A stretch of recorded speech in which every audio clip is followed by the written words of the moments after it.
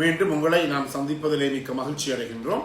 நான் இலங்கையில இருந்து பதுளை போதனா வைத்தியசாலையில இருந்து வைத்தியர் கிருஷான் வேதநாயகம். நாங்கள் பார்த்து கொண்டிருக்கின்ற விடயம் ஆண் பெண் இருவருக்கும் பாலியல் வாழ்க்கையிலே ஏற்படுகின்ற பிரச்சனைகளை பற்றி நாங்கள் பார்த்து கொண்டிருக்கின்றோம். என்னுடன் நேரடியாக தொடர்பு கொள்ள விரும்பினால் வெளியூர் அன்பர்கள் வாட்ஸ்அப்பின் ஊடாக 0094 777 35 62 45, உள்ளூர் அன்பர்கள் 0777 35 62 45. அதே நேரத்திலே என்னை இந்த நிகழ்ச்சியை பார்ப்பவர்கள் யூடியூப்ல பார்ப்பவர்கள் மறக்காம ஷேர் பண்ணுங்கள், லைக் பண்ணுங்கள், மணி சின்னத்தை அல்லது பெல் சைனை அழுத்தி சப்ஸ்கிரைப் பண்ணுங்கள். டிக்டாக்கிலும் இன்ஸ்டாகிராமிலும் பார்ப்பவர்கள் மறக்காமல் ஃபாலோ அப் பண்ணுங்கள். எனவே இந்த நிகழ்ச்சி அதாவது அனைவருக்குமே ஒரு புரிந்துணர்வையும் பிரச்சனைகளில் இருந்து விடுபடுகிற தன்மையையும் கொடுக்கக்கூடிய ஒன்றாக இருக்கும் என்று நாம் நம்புகிறோம். எனவே இதை பார்க்காதவர்களுக்கு கட்டாயமாக அறிமுகப்படுத்துங்கள். எங்களை பொறுத்த மட்டிலே பல பேர் இந்த பிரச்சனைகளுக்கு உட்பட்டிருக்கிறார்கள். அண்மையிலே ஒரு பெண் எனக்கு தொலைபேசியின் மூலமாக தொடர்பு கொண்டார். தொடர்பு கொண்டு கதைக்கின்ற போது, டாக்டர் நீங்க பல விடயங்களை பற்றி பேசிக் கொண்டிருக்கிறீர்கள், எங்களுக்கு மிகுந்த சந்தோஷமாக இருக்கிறது. ஆனால் நீங்கள் இந்த கொண்டம் என்று சொன்னீர்கள், அது ஆணுரை என்று சொன்னீர்கள். உண்மையாக நான் இது மட்டும் அதை பார்த்ததும் கிடையாது, அதை பற்றி வடிவாக கேள்விப்பட்டதும் கிடையாது. நீங்க சொன்ன பிறகுதான் நான் யூடியூப்ல போய் சர்ச் பண்ணி என்ன என்று சொல்லி பார்த்தேன் என்று. எனவே இப்படிப்பட்ட தெரிவூட்டல்கள் தான் எங்களுக்கு அவசியமே தவிர வேறு ஒன்றும் தேவை இல்லை. எனவே அதாவது இன்று நான் பார்க்க போகிற விடயம் மிக முக்கியமான ஒன்று என்னவென்றால், ஒரு ஆண் தன்னுடைய மனைவியுடன் சேர்ந்திருக்கின்ற போது சில நேரங்களிலே அவர் யோசிப்பாராக இருந்தால் தன்னுடைய ஆண்குறி போதுமான அளவு விரைப்படையவில்லை என்று சொல்லி இந்த விடயங்களை நீங்கள் உங்களுடைய மனைவியுடன் கேட்டுக்கொள்ளலாம். எனவே முக்கியமாக கவனித்துக் கொள்ளுங்கள். ஒருவனுக்கு ஒருத்தி, மனைவிக்கு கணவன், கணவனுக்கு மனைவி. வெட்கப்பட வேண்டிய ஒரு விதமான தேவையும் கிடையாது, சுத்தம் பார்க்க வேண்டிய தேவையும் கிடையாது. இது நான் ஒவ்வொரு முறையும் சொல்லுகின்ற ஒரு விடயமாக இருக்கின்றது. என்றபடியினாலே இருவருமே தங்களுக்குள் பேசி அளவலாவி கதைத்து தங்களுடைய பிரச்சனைகளை தீர்த்துக் கொள்வது நல்லம். இல்லாவிட்டால் இந்த பிரச்சனைகள் இழுபட்டுக் கொண்டு போகுமா இருந்தால் பலதரப்பட்ட பாரதூரமான பிரச்சனைகளுக்கு நீங்கள் உள்ளாக வேண்டி ஏற்படும்.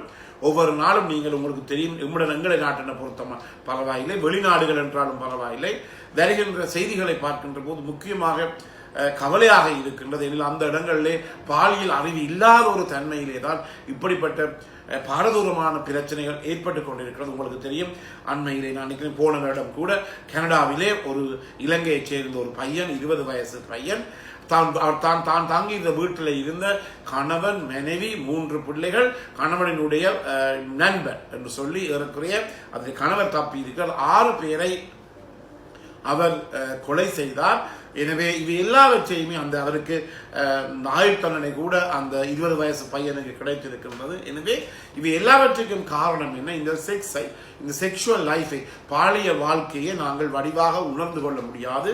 செக்ஷுவல் ஹெல்த் என்று சொல்லுவோம், பாலியல் சுகாதாரத்தை பற்றி எங்களுக்கு தெரியாத முறையிலே தான் இந்த பிரச்சனை ஏற்படுகிறது.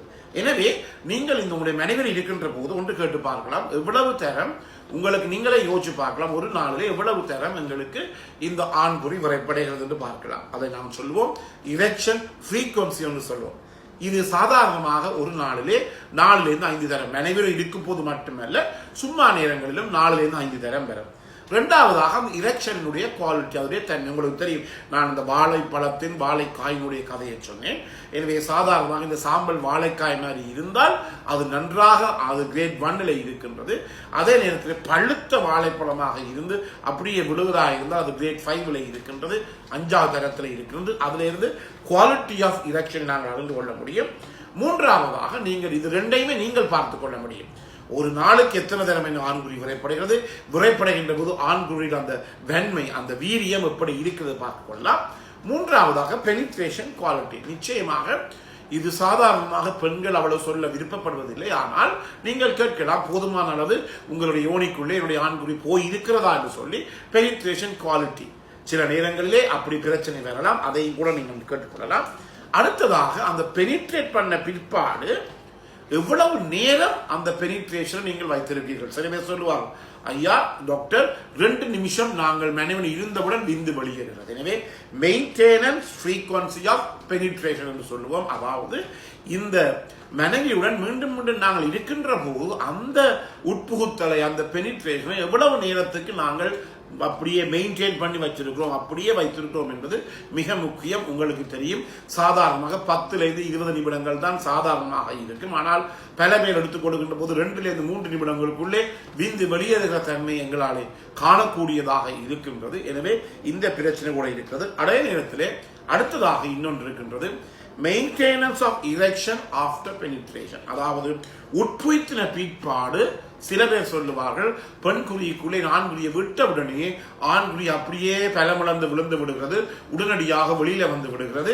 இதன் காரணமாக அவர்களுக்கு பிள்ளை பேறு இல்லை. எனவே மெயின்டெனன்ஸ் ஆஃப் இரெக்ஷன் ஆஃப்டர் பெனிட்ரேஷன், அதாவது உட்புகுத்திய பிற்பாடு எவ்வளவு நேரத்துக்கு அந்த ஆண்குறி விரைப்படைந்து இருக்கிறது, எவ்வளவு நேரம் அது மெயின்டைன் பண்ணப்படுகிறது, இந்த ஆண்குறியினுடைய விரைப்புத்தன்மை, இதுவும் மிக மிக முக்கியமானது. எனவே இவை எல்லாம் ஒரு ஆணுக்கு இருக்க வேண்டிய ஒரு தகவல்களாக இருக்கிறது. முக்கியமாக யோசிச்சுக் கொள்ளுங்கள், ஒரு பெண் உச்சக்கட்டம் அடைவதற்கு ஏறக்குறைய 10 to 15 நிமிடங்கள் தேவைப்படுகிறது. ஆனால் ஆண் உச்சக்கட்டம் அடைந்து விந்தை வெளியேறுவதற்கு ஒரு 5 செகண்ட் 10 செகண்ட் இருந்தாலே போதுமானது. இது மிக முக்கியமாக கவனிக்க வேண்டியது. எனவேதான் இந்த பெண்ணுடைய உச்சக்கட்டம் ஆகாசம் ஏற்படுவதற்கு நீங்கள் உறுதுணையாக இருக்க வேண்டும். இல்லாவிட்டால் அந்த திருமண வாழ்க்கை, அந்த பாலியல் வாழ்க்கை ஒரு சதத்துக்கு உதவாமல் போய் கடைசியிலே பெரிய பிரச்சனைகளுக்கு போய் திருமணத்துக்கு வெளியிலான உறவுகளை வைத்துக் கொள்ளுகின்ற போது அதன் மூலமாக HIV, AIDS மற்றும் பாலியல் நோய்கள் ஏற்படக்கூடிய தன்மையை நாங்கள் கண்டு கொண்டிருக்கின்றோம். எத்தனையோ பேர் இவ்வாறு பல பேர் வெளிநாடுகளில் இருப்பவர்கள் கூடுதலாக எங்கள் நாட்டிலும் இருப்பவர்கள் இருக்கிறார்கள். வேறு வேறு பெண்களுடன் தொடர்பினை ஏற்படுத்தி பாரதூரமான நோய்களை ஆட்பட்டுக் கொண்டிருக்கிறார்கள். சரியாக காசுகளை செலவழித்துக் கொண்டிருக்கிறார்கள். அண்மையிலே ஒருவர் எனக்கு தொலைபேசியின் மூலம் எடுத்தார். இங்கே திருமணம் முடித்து 3 பிள்ளைகள், வெளிநாட்டிலே போய் ஒரு பிலிப்பீன் நாட்டை சேர்ந்த பெண்ணுடன் அவர் ஆணுறை இல்லாமல், கொண்டம் இல்லாமல் பாலியல் உறவை தொடர்பு கொண்டார். அதன் பிற்பாடு உங்களுக்கு தெரியும், இந்த HIV, AIDS நோய் வராமல் இருப்பதற்காக நாங்கள் அவர்களுக்கு PrEP என்று சொல்லப்படுகிற போஸ்ட் எக்ஸ்போஷர் ப்ரொஃபிலெக்சிஸ் என்று சொல்லுவோம். அதாவது ஒரு பெண்ணுடன் பாதுகாப்பற்ற உடலுறவை வைத்துக் கொண்ட பிற்பாடு நாங்கள் குடிக்கின்ற மருந்து. அவர் சொன்னார், 2 கிழமைக்கு தனக்கு ஏறக்குறைய 2,75,000 ரூபாய் முடிந்தது என்று சொல்லி அந்த மாச காசு தன்னுடைய மனைவிக்கு 2 மாச காசை தன்னுடைய மனைவிக்கு அனுப்ப முடியாத ஒரு நிலைமையில் இருக்கிறேன் என்று சொல்லி சரியாக கவலைப்பட்டார். இதுதான் நடக்கும். என்னத்துக்கு வெளிநாட்டுக்கு போனவர் காசு உழைப்பதற்காக, ஆனால் மனைவிக்கு கூட அந்த பணத்தை அனுப்ப முடியாத நிலைமை. இது உண்மையான கதையை நான் உங்களுக்கு சொல்லுகிறேன். எனவே மிக முக்கியமான நாங்கள் எங்களுடைய திருமண வாழ்க்கையை நன்றாக வைத்துக் கொள்வோமாக இருந்தால் இந்த பிரச்சனை ஒன்றும் வராது. நான் முதலிலே சொன்னது போல இந்த ஆண்குறி விரைப்படைகின்ற போது இவ்வளவு தன்மையும் இருக்கிறதா என்பதை பார்த்துக் கொள்ளுங்கள். கதையுங்கள், பேசுங்கள். ஊமையாக நடிக்க வேண்டாம். மனைவிக்கும் கணவனுக்கும் இடையிலே, கணவனுக்கும் மனைவிக்கும் இடையிலே நன்றான புரிந்துணர்வுள்ள உரையாடல்கள் இடம்பெற வேண்டும். எனவே புரிந்துணர்வுள்ள உரையாடல்கள் சொல்லுகின்ற போது பெரிய பெரிய விஷயங்களை பற்றி யோசிக்காதீர்கள். நான் செய்வது சரியா அல்லது உங்களுடைய உள்ளுக்குள்ளே போயிருக்கிறதா, என்னை விரைப்புத்தன்மை காணுமா, இவற்றை எல்லாம் கதையுங்கள். அதே நேரத்தில் பெண்கள் அப்படி பிரச்சனை இருந்தால் நீங்கள் கூட என்ன தொலைபேசியின் மூலம் தொடர்பு கொண்டு உங்களுடைய பிரச்சனைகளை நீங்கள் கேட்டு அறிந்து கொள்ளலாம். எனவே இந்த நிகழ்ச்சி உங்களை பிடித்திருந்தால் கட்டாயமாக மறக்காமல் மற்றவர்களுக்கு நீங்கள் அறிமுகப்படுத்துங்கள்.